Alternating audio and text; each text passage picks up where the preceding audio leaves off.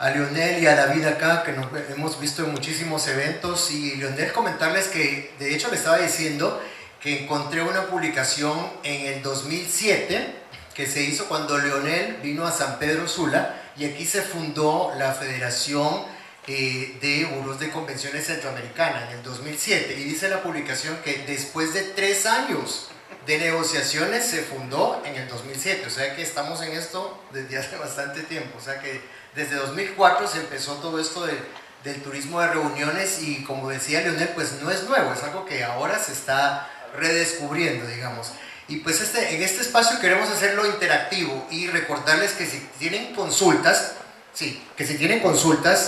pueden usar el Slido o el Slido, como le quieran llamar, y lo bueno es que es totalmente, es anónimo, así que ni nos damos cuenta quién nos hace la pregunta, y esto se está usando muchísimo.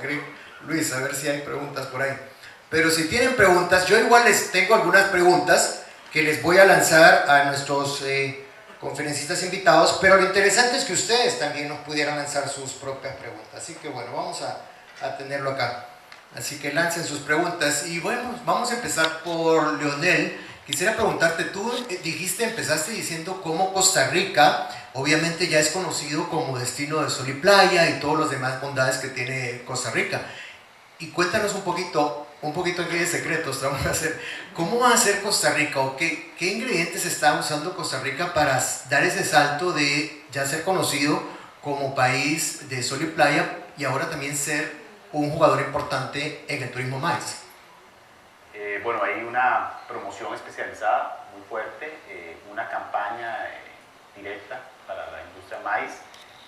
Obviamente aprovechamos la plataforma que ya tenemos, que es el tema de naturaleza principalmente, y el concepto anda por Reúnase en la Naturaleza. De hecho, lástima que no tengo una imagen, pero se las voy a enviar para que la compartan junto a la memoria, donde los animalitos de Costa Rica, que el tigre, que el perezoso, están todos sentados alrededor de una mesa en el centro de convenciones. Entonces, parte de lo que yo pienso que puede ser muy exitoso es que no nos tenemos que separar de lo que somos para presentarnos como un destino maíz. Un poco lo que decía también David, cuáles eventos por su naturaleza son más afines a hacer eventos en nuestro país, ¿verdad? En eso básicamente lo que ha venido apostando la política que les comentaba. Se contrató una empresa especializada para todo el acompañamiento en este proceso, y se ha fortalecido muchísimo el Buró de Convenciones, porque entendemos claramente que el Buró de Convenciones es la entidad rectora de la promoción maíz. Perfecto, o sea que va las aguas residuales y un montón de elementos que convierten al centro de convenciones en un centro de convenciones verde.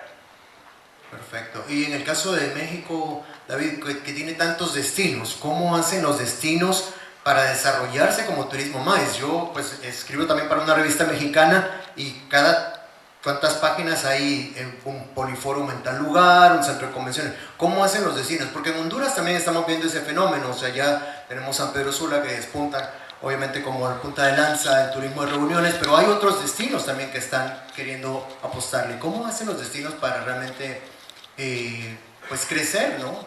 Bueno, en México lo que ha sucedido es que es una industria que tiene muchísimos años, por lo menos 35, 40 años, que ha venido de manera organizada consolidándose. Por supuesto, en ese tiempo se han ido dando diferentes circunstancias que han ayudado a que los destinos, por supuesto, vayan desarrollándose.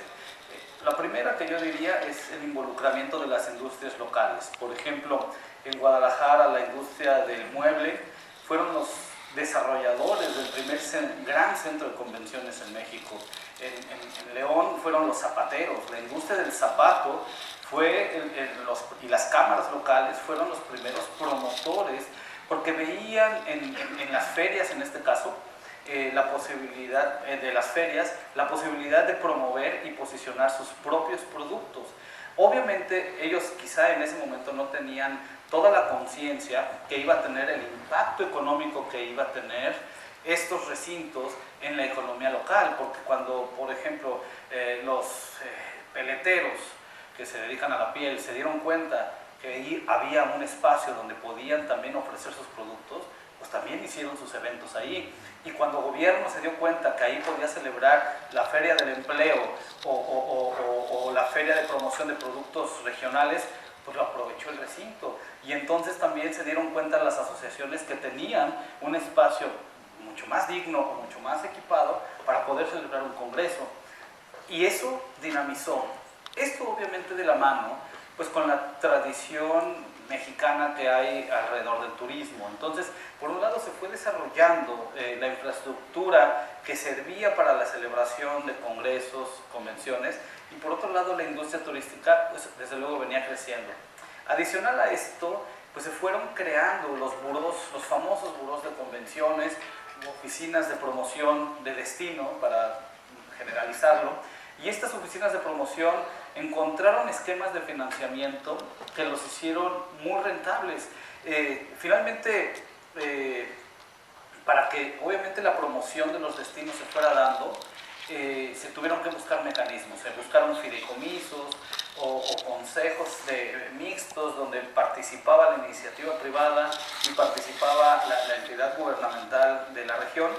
Y entonces encontraron, por ejemplo, en un impuesto que se llama el impuesto al hospedaje, un mecanismo de financiamiento. ¿Qué significa el impuesto al hospedaje? Significa que todo turista, no importa si viene por una reunión o no, cualquier persona que ocupa una habitación en México paga un 3% de impuesto, y ese 3% de impuesto etiquetado llega a la hacienda pública y se le devuelve al fideicomiso a la entidad promotora. Entonces va generando recursos que le permiten no solo invertir nuevamente en infraestructura, sino también le permite tener recursos para la promoción. Y entonces se fue creando un círculo virtuoso. Por un lado tenías a las industrias que se estaban involucrando en el desarrollo de actividades de reuniones, por otro lado tenías a los gobiernos interesados en esta actividad porque empezaron a ver la importancia de la derrama económica y por eso se crearon estas legislaciones. Y eso fue lo que provocó que a partir de hace aproximadamente 15 años la actividad del turismo de reuniones en México se haya detonado de tal manera que hoy día representa alrededor del 2% del Producto Interno Bruto, que es una cantidad brutal, representa casi el 30% de las habitaciones ocupadas en México. Desde luego, pues, se creó un círculo virtuoso, ¿no? Y tú mencionaste al principio este caso en Guadalajara, en donde eran más bien los otros sectores los que vieron esta necesidad. Entonces quiere decir que es importante que nosotros que estamos en el turismo tengamos vínculos con otros sectores, los invitemos a nuestros eventos. ¿Cómo funciona esto? Mira, yo sé que muy al principio, cuando se está estructurando una industria, es difícil que la industria de la piel, mencionemos una industria local, vamos a pensar que aquí fuera la industria de la miel, fuera algo muy importante, ¿no? Es muy difícil que al principio la industria de la miel vea que en su ciudad tiene que estar involucrada en la actividad turística. Normalmente se ven como algo independiente, que no tiene correlación, etc. Y ese es un paradigma equivocado. Al final, los destinos más desarrollados, en esta actividad, las industrias locales están dentro de las actividades de promoción. Porque no puede suceder en tu ciudad el congreso de maquinaria eléctrica si los que se dedican a la industria de la maquinaria eléctrica no dan apoyo, no le dan aval, no le dan soporte y no están involucrados en la posibilidad de que ese evento suceda en tu ciudad. Entonces, el éxito de muchos destinos como Guadalajara o como Monterrey en México deriva de eso, de que las industrias que no son turísticas, forman parte de las decisiones que tienen que ver con la atracción y con la actividad de los eventos. Quiero aquí dar solamente un dato. En un estudio que hicimos en México, el 51% de la derrama económica que genera un evento no son en productos turísticos, son productos transversales, es decir, el que vende un textil, la industria de los alimentos, la industria del transporte, etc. ¿Y eso qué significa? Significa que la mitad de cada dólar queda en manos de alguien que no está en la industria del turismo. Por eso es importante que todas las industrias, las cámaras de comercio, formen parte de las entidades promotoras, como bien lo ha hecho, por ejemplo, Colombia. Colombia, en ProColombia, justamente tiene esa dualidad. Tiene, por un lado, la parte turística, pero por el otro lado tiene exactamente todo lo que estamos hablando, que son las industrias y que son quienes dinamizan y movilizan la economía del país. Perfecto. No sé si se está escuchando bien, Nicolo. Es el... Yo no sé cómo mandar el mensaje. Ah, sí. ¿Quiere hacer una pregunta? Ah, bueno. También se vale, también se vale. Sí, ¿no? Si quieren alzar la mano y es más fácil, También. ahorramos hasta tiempo. Tenemos micrófono también para las preguntas, para los que no sabemos cómo mandar mensajitos ahí. No estaba tan concentrada buscando cómo hacerlo. Quisiera que me ampliaran un poco sobre los centros de convenciones que son del gobierno o que son municipales y cuál es el rol que ellos juegan, porque en Honduras no tenemos todavía centros de convenciones que sean de inversión de gobierno o de las municipalidades. Si nos pueden ampliar un poquito sobre esto, por favor. Bueno, en el caso de Costa Rica pasan varias cosas. Primero, la rentabilidad de un centro de convenciones que podría inicialmente parecer un muy buen negocio, resulta ser que no lo es tanto.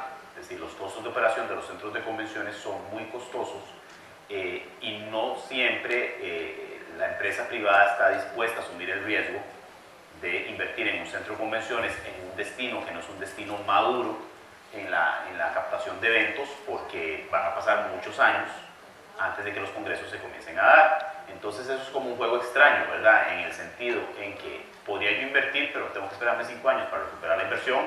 Yo creo que ningún inversionista está en la posición de hacerlo. Es por eso que generalmente son los gobiernos locales o regionales o nacionales quienes invierten, precisamente un poco por lo que David mencionaba, que creo que es el mejor ejemplo. Si cerca de la mitad de la derrama económica de un evento queda dentro de una industria transversal, el florista, el de la imprenta, que son como los datos que a uno se le vienen generalmente, pero vean, uno termina contratando en los eventos las cosas más extrañas y particulares que ustedes se puedan imaginar. ¿Verdad? Un día de estos, que lástima que se fue el compañero Panaca, pero andaba aquí buscando quién me alquilara 2 vacas para un evento. Entonces, sillas de montar. Allá en Costa Rica, por ejemplo, también estamos con la tendencia de los eventos wow, y un día de estos tuve que salir buscando porque queríamos algo muy diferente, no sé cómo les dirán aquí en Honduras, a los coperos, que son los que te hacen el raspado de hielo con siropes. Entonces me fui al Parque de Alajuela, cerca del centro de convenciones, y busqué al copero del parque y le dije, ocupo que se venga conmigo ya con todo y carretón de copos. Y ocupo que las inversiones son públicas. Son muy cuestionadas, por lo menos en Costa Rica ha sido muy cuestionado, pero son argumentos que son completamente inválidos. El tema es que cuando una persona no conoce de esto es muy fácil hablar. Yo lamentablemente en Costa Rica siempre pongo un ejemplo. En Costa Rica cometemos un error, desde hace muchos años todo lo medimos en bonos de vivienda, ¿verdad? O sea, yo no sé por qué un puente se hace, ese puente, con eso se hubieran hecho 14,000 casas para personas sin casa. Haces un centro de convenciones, qué barbaridad, con eso se hubieran hecho 30,000 casas para personas sin casa. No podemos seguir pensando con la mentalidad de bono de vivienda, que es lo que yo digo. O sea, hagamos el centro de convenciones, atraigamos los congresos y de ahí se comienza a dar esa derrama económica.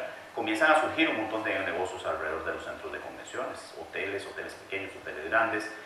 Vean, la señora, bueno, una de las mejores beneficiadas del centro de convenciones de Costa Rica es una peluquera, ¿verdad? Por supuesto, todas las señoras necesitaban llegar a peinarse, no tiene espacio, está llena, ¿verdad? Ya tiene como 3 asistentes.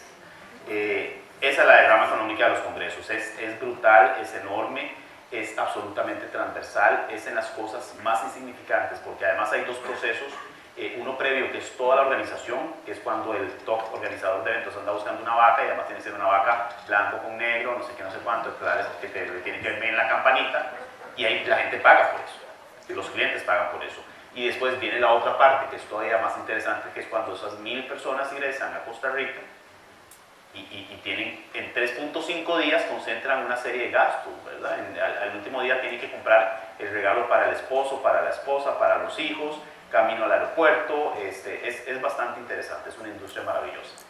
Yo quisiera hacer un comentario sobre la pregunta, nada más si me permites. Digamos, la disyuntiva entre centros de convenciones públicos y privados. Tengo la fortuna de haber colaborado en dos modelos de negocio encabezando burós de convenciones. Por un lado, en Monterrey, una ciudad muy industrial, muy pro corporativa, muy estilo americano de administración y de trabajo. Y por el otro lado, colaborando también, encabezando el buró de convenciones de Yucatán. Un recinto 100% público, de inversión pública, con una administración pública, etc. El aprendizaje que tengo yo de haber vivido las dos experiencias, sin ser yo el director administrador de estos recintos, sino más bien parte del equipo que encabezaba el destino, es que los recintos públicos de pronto se ven, en nuestros contextos, se ven un poco secuestrados por la iniciativa pública, es decir, por los gobiernos. Y se pierde de vista que los recintos, al final de cuentas, son motores económicos y son empresas que necesitan de recursos para que sean sustentables. Es decir, entiendo que de pronto es un incentivo económico o fiscal poderle ofrecer el salón de fiesta al organizador de eventos que requiere ese apoyo. Sin embargo, no puede ser de tal manera que en eso se vaya la utilidad que el destino puede tener por el regalo que le da. Porque finalmente un recinto necesita mantenimiento, necesita tener una planta de empleados que mantener, necesita promoción, necesita todo lo que necesita cualquier recinto, no porque sea público no lo necesita. Y se cae mucho en de pronto esa dádiva que, lo voy a decir quizá un poco equivocadamente, pero que muchas veces los organizadores no la necesitan de tal manera. Se ha prostituido en muchas ocasiones mucho este tema. Los organizadores de eventos también son empresas. Un OPC jamás hará gratis lo que hace, jamás. Y no hay organizador de eventos que lo haga gratis por ninguna razón. Puede tener una utilidad baja, pero siempre va a haber una utilidad. Siempre va a haber una utilidad. Y si un evento no tiene la capacidad de pagar por los servicios que necesita, entonces es un evento que no tiene futuro. Y si no tiene futuro, ¿por qué invierto entonces mi patrimonio en un evento que no tiene futuro? Puede sí tenerlo como incentivo, pero al menos garantizar tu inversión mínima necesaria para darle mantenimiento, para pagar tu planta de empleados, para tus servicios, para los servicios que necesitas dar en el recinto. Y eso se pierde mucho de vista. La mayoría de los recintos públicos en nuestra región tienden a ser regalos para el organizador de congresos, y eso creo que ha torcido un poco la cosa. Listo, vamos a pasar a otra pregunta porque tenemos el tiempo bien corto y hay una conexión a internet. Pami, adelante. Sí, buena, Nelson, mira, esas pelotas de hielo aquí en San Pedro le dicen raspados y en Tegucigalpa le dicen minutas, y es la misma cosa. La pregunta que le quería hacer a Nelson, tal vez, ¿cuáles son las consideraciones más importantes que se toman en cuenta para seleccionar una sede para celebrar el Congreso? Bueno, una vez, lo primero es como la selección país. La selección país creo que pasa por el proceso que mencionaba, que es cuando una persona en el país levanta la mano y dice yo quiero llevar ese Congreso. Costa Rica tiene de alguna forma destacados profesionales en todas las áreas. Bueno, hasta un buen payaso, porque el payaso llevó la Convención Latinoamericana de Payasos. Eso es lo primero, ¿verdad? Una vez que el Congreso está captado, viene ya la prospección o la selección de una sede propiamente. Ya eso funciona de una forma bastante diferente y ahí sí, pues de acuerdo a las capacidades o a las condiciones que el evento requiera, ¿verdad? Entonces, un Congreso 500, pues obviamente veremos las edificaciones o las propiedades que tengan los salones adecuados. Durante muchos años Costa Rica hizo congresos bastante grandes sin las capacidades reales, ¿verdad? Entonces nos volvimos organizadores muy creativos y alquilábamos carpas y toldos y teníamos que hacer anexos para que la gente entrara, y aún así los congresos siempre llegaron, ¿verdad? Por eso les digo que esta industria es bastante antigua. Por ejemplo, en una investigación que hicimos, los primeros congresos que se hicieron en Costa Rica eran de la industria del banano. Las bananeras hacían sus congresos o sus reuniones en el Gran Hotel Costa Rica, recientemente remodelado, que lo remodeló Hilton y ahora es un Curio by Hilton, y desde ese entonces habían congresos, ¿verdad? Pero lo que pesa básicamente es siempre la mano ansiosa de levantarse en algún foro y decir quiero este evento para mi país. Y una vez, y esa es mi mejor analogía, yo siempre les digo, llenemos la piñata. Una vez que reventemos la piñata y cada quien se mata por los confites como mejor pueda, ¿verdad? Pero lo primero, y cada quien tenía su técnica, ¿verdad? Cuando estábamos pequeños yo sabía exactamente cuál era mi técnica, que era muy interesante. Yo me quedaba detrás porque la gente se tiraba al molote y resulta ser que yo cogía los confititos y el maní que quedaba a las orillas y siempre salía con más, ¿verdad? Aún lo aplico en los negocios. Funciona. Una vez que esa piñata esté llena, pero lo que tenemos que hacer es llenar la piñata. Son esta gente la que tiene que ir a captar los eventos. La captación de eventos es apasionante, a mí me encanta. Recientemente, por ejemplo, Colombia, Cartagena fue seleccionada como sede del Congreso Mundial de ICA y aquello fue una celebración, la gente lo celebra, es que de verdad a veces se le pone alma, vida y corazón.